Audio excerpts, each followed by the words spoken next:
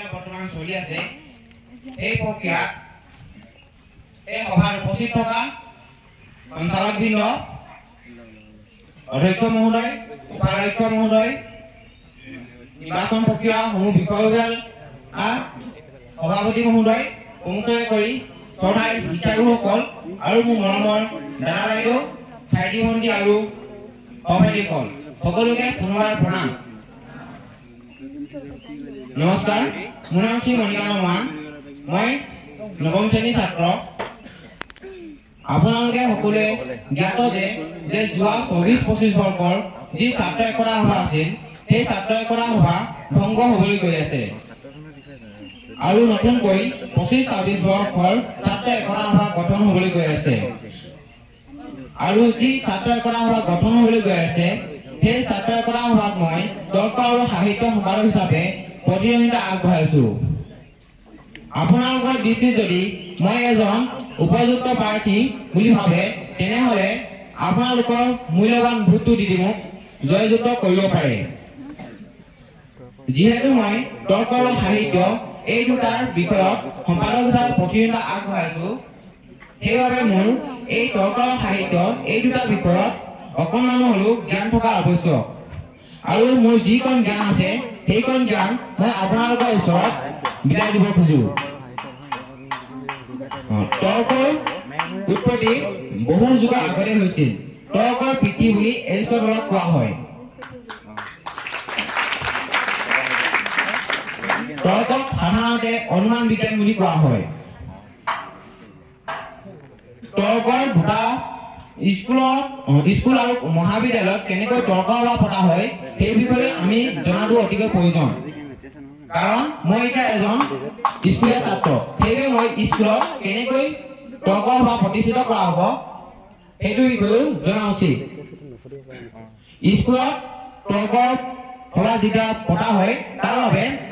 তৰ্ক সম্পাদক আৰু শিক্ষাগুৰুসকলৰ সকলোৰে সমমিলত এটা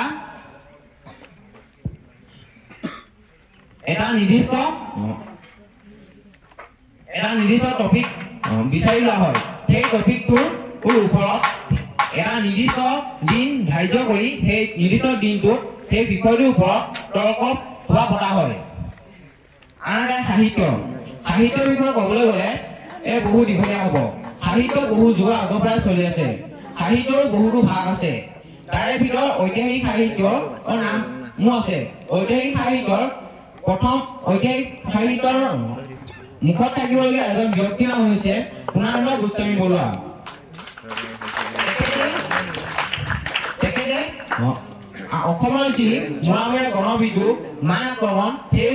বিষয়ত গভীৰ অধ্যয়ন কৰি সিহঁতৰ ওপৰত এখন সাহিত্য কিতাপো ৰচনা কৰিছে, যিখন পঢ়িলে আমি বহুতো জ্ঞান লাভ কৰিব পাৰোঁ। সেইবাবে মই আপোনালোকক অনুৰোধ কৰিম সেইখন পুথি আপোনালোকে পঢ়ে। এতিয়া নতুনকৈ যি পুথিভঁৰালৰ সম্পাদক উঠিব সেই সম্পাদকক মই অনুৰোধ কৰিম এইখন পুথি যে পুথিভঁৰাললৈ আনে, যাতে সকলো ছাত্ৰ ছাত্ৰীয়ে এই পুথিখন পঢ়িব পাৰে। মোৰ পৰিকল্পনা বহুত আছে, কিন্তু মই পৰিকল্পনাসমূহৰ ভিতৰত মই আমাৰ স্কুলখনত এই দুটা বিষয়ত যিসকল ছাত্ৰ ছাত্ৰীয়ে পাৰদৰ্শিতা দেখুৱাই সিহঁতক উচ্চ স্থানলৈ নিবলৈ মই চেষ্টা কৰিম। যিসকল ছাত্ৰ ছাত্ৰীয়ে এই বিষয়টোত নিজৰ যুক্তি বা নিজৰ পাৰদৰ্শিতা দেখুৱাই সিহঁতক মই প্ৰশিক্ষণ দিয়াম আৰু বিভিন্ন স্থানত খেলাবলৈ নিয়াবলৈ চেষ্টা কৰিম। মই অহাৰ পৰা দেখিলোঁ যে আমাৰ নৱজাতকসকলৰ কাৰণে যি যোৱা তৰ্ক সম্পাদক আছিল আৰু তৰ্ক সাহিত্য সম্পাদক আছিল তেওঁ বিশেষ একো কাম কৰি যোৱা নাই।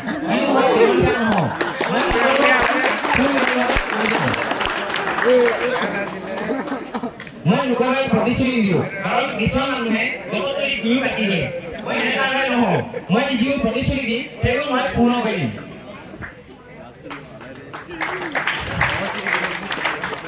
এই দুটা বিষয়ত এদিন বগুচা চিনিয়ৰ ছেকেণ্ডেৰী স্কুল আকাশ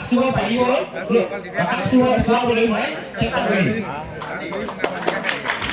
আৰু আমাৰ স্কুলখন যাতে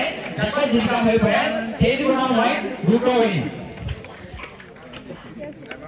কিছুমানে মোক এইটো প্ৰশ্ন কৰিব পাৰে, যদি মই এইখন যেতিয়া ওলাই যাম তেতিয়াহ'লে মই এই বিষয়টো কাম কৰিম নকৰিম কিন্তু মই এইটো বিষয়ত এইখন স্কুলত ওলাই গ'লো আৰু অনাগত দিনলৈ মই কাম কৰিবই থাকিম আৰু কৰিয়ে যাম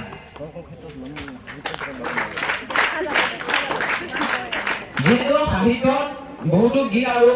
কবিতাও থাকে সেইবাবে মই যিসকল ছাত্ৰ ছাত্ৰীয়ে কবিতা আৰু গল্প সাধুকথা লিখে সিহঁতক মই অনুৰোধ জনাম সিহঁতে সকলোৱে কবিতা আৰু গল্প লিখে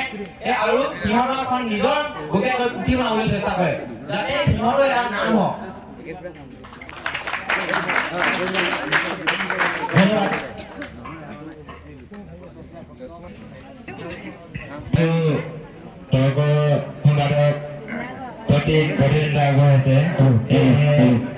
তোমাৰ আপোনাৰ মানে এটা প্ৰশ্ন পোনপটীয়া প্ৰশ্ন আছে মানুহৰ মাজত হোৱা সাধাৰণ তৰ্ক আৰু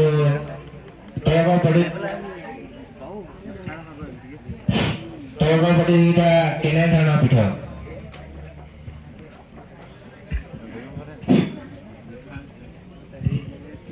হয় মই আপোনাৰ প্ৰশ্নটি উত্তৰ দিবলৈ নিশ্চয় চেষ্টা কৰিম মানুহৰ মাজত যি সাধাৰণ তৰ্ক হয় আৰু যি তৰ্ক প্ৰতিযোগিতা হয় সেইটো বৰ বেছি পৃথক নহয় মানুহৰ মাজত যি সাধাৰণ তৰ্ক হয় সেইটো কিছু নিৰ্দিষ্ট কোনো মূল্য নহয় মানুহে এনে কিছুমান সাধাৰণ কথাতে তৰ্ক লাগিব পাৰে আৰু ইজনে সিজনৰ সেই তৰ্কত কেহানি বা মৰামৰিও হয় কিন্তু যি তৰ্ক প্ৰতিযোগিতা সেই তৰ্ক প্ৰতিযোগিতাত এখন সদন থাকে এখন আলোচনী থাকে আৰু কিছুমান বিচাৰক মণ্ডলী থাকে সেই বিচাৰক মণ্ডলীয়ে যিবোৰ প্ৰাৰ্থীয়ে সেই বিষয়টোৰ ওপৰত নিজৰ পাৰদৰ্শিতা দেখুৱাই সিহঁতক বিবেচনা কৰি উলিয়াই আৰু বিভিন্ন উচ্চ পদলৈ নিবলৈ চেষ্টা কৰে আৰু সেই তৰ্ক প্ৰতিযোগিতাত কোনো মাৰপিট নহয় কাৰণ তাৰ মাৰপিট নোহোৱাৰ বাবে বিভিন্ন সুৰক্ষা প্ৰশিক্ষণ থাকে ধন্যবাদ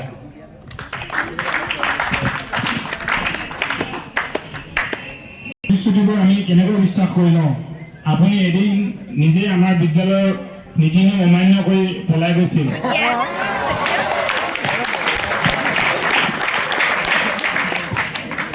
যিহেতু মই ক'ব খোজো আমি সকলোৱে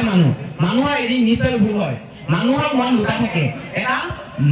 মগজৰ মন আৰু এটা বুকুৰ মন কিছুমান মানুহে যেতিয়া বুকুৰ মনৰ কথা শুনিবলৈ তেতিয়া সিহঁতৰ বিভিন্ন ধৰণৰ ভুল হ'বলৈ পাৰে আৰু যিজন মানুহে মনৰ কথা শুনে সেইজন মানুহৰ ভুল নহয় কিন্তু মই যিমান গৈছিলোঁ সেইদিনা মই বুকুৰ কথা শুনি আছিলোঁ সেইকাৰণে মোৰ ভুল হৈ গৈছিলে আৰু মই মোৰ প্ৰতিশ্ৰুতি কথা মই কৈছোঁ মই গছত উঠাই মই ঘূৰি নাকাটো কাৰণ মই গছত উঠাম আৰু মই গছৰ পৰা সুৰক্ষিত নমাবলৈ চেষ্টা কৰিম ধন্যবাদ আৰু কিবা প্ৰশ্ন আপোনালৈ মোৰ এটা প্ৰশ্ন আছে আপুনি যে তৰ্ক সাহিত্যকৰ প্ৰতি ইমান আগ্ৰহী আপুনি ক'ব পাৰিবনে অসমত এতিয়া কোনজন সাহিত্যকৰ লেখকৰ বেছি চৰ্চা চলি আছে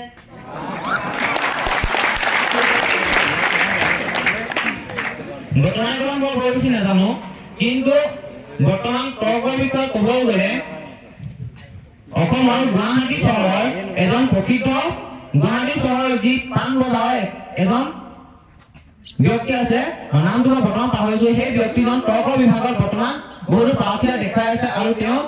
বিভিন্ন উচ্চ পদত খেলিবলৈ গৈছে কিন্তু সাহিত্যৰ বিষয়ে মই বেছি বৰ্তমান এতিয়ালৈ গম নাই পোৱা যদি মই গম পাওঁ মই ক'বলৈ চেষ্টা কৰিম যিহেতু মোৰ প্ৰশ্নবিলাক সামৰণি হৈছে সেয়েহে মই সাহিত্য সম্পাদক হিচাপে মই সাহিত্যত যি থাকে সাধুকথা মই এই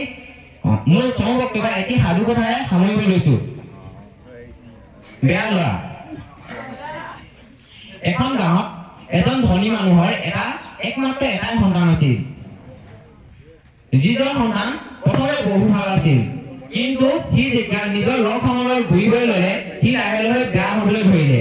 আৰু দেউতাকে তেওঁক বুজাইছিলে তুমি এই বেয়া বন্ধুৰ লগত নুঘূৰিবা তুমি বেয়া হ'বা কিন্তু বন্ধুজনে দেউতাকৰ কথা নুশুনি সদায় নিজৰ লগৰবোৰৰ লগত ওলাই গৈছিল এদিন দেউতাকে তাৰ সেই বেয়াবোৰ গুণ দেখি সি এটা বুদ্ধি পানিলে দেউতাকে বজাৰৰ পৰা কেইটামান ভাল আপেল আৰু কেইটামান বেয়া আপেল কিনি আনিলে আৰু নিজৰ পুতেকক দুয়োখিনি আপেল একেলগে এটা খৰাহিত থবলৈ দিলে আৰু পিছৰ দিনাখন পুতেকক মাতি সেই আপেলখিনিৰ পৰা ভাল আপেলবোৰ বাছি আনিবলৈ ক'লে যেতিয়া পুতেকে সেই ভাল আপেলবোৰ বাছি আনিবলৈ গৈছিল সি দেখি আচৰিত আৰু বাপেকে যেতিয়া পুতেকৰ ওচৰত গৈ সেই আপেলবোৰ দেখিলে গোটেই আপেলবোৰ গেলি পচি গৈছে। তেতিয়াই বাপেকে পুতেকক ক'লে, যদি বেয়া বন্ধু থকা এটা বেয়া বন্ধুৱে বিভিন্ন ধৰণৰ ভাল বন্ধুক বেয়া কৰিব পাৰে। এই কাহিনীটোৰ পৰা আমি এইটোৱে বুজিলো, আমি বেয়া বন্ধুৰ লগত ঘূৰিব নালাগে, সদায় ভাল বন্ধুৰ লগত থাকিব লাগে। ধন্যবাদ।